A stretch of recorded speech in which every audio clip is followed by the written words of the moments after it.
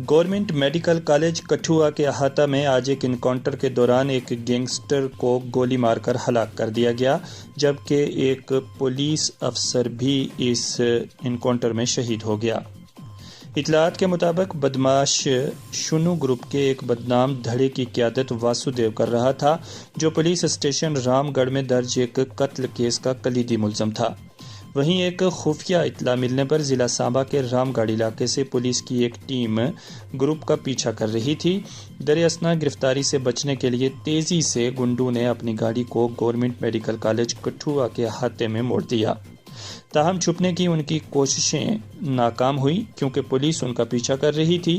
حکام نے بتایا کہ بدماشوں اور پولیس کے درمیان فائرنگ کے تبادلے کے درمیان شنو گروپ کا ایک رکن، جس کی شناخت خود واسودیو کے طور پر ہوئی، ہلاک ہو گیا۔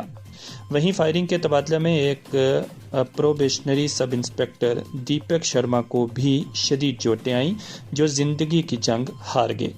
تاہم اس کے بعد کی صورتحال کا جائزہ لینے کے لیے senior superintendent of police Kathua Shiv Deep Singh Jamwal medical college پہنچے۔ انہوں نے مقابلے کے دوران ایک گینگسٹر کے مارے جانے اور دوسرے کے زخمی ہونے کے علاوہ PSI کے شدید زخمی ہونے کی تصدیق کی۔ بعد ازاں پولیس سب انسپکٹر علاج کے دوران ہسپتال میں زندگی کی جنگ ہار گئے۔ اس سلسلہ میں جموں کشمیر کے DGP نے سب انسپکٹر دیپک شرما کی ہمت کی تعریف کی، جو جموں کشمیر میں ایک گینگسٹر کا مقابلہ کرتے ہوئے سر پر چوٹ لگنے کے بعد زخموں کی تاب نہ لاتے ہوئے چل بسے۔ اس سلسلہ میں DGP نے کہا کہ ان کی قربانی کو قوم ہمیشہ یاد رکھے گی۔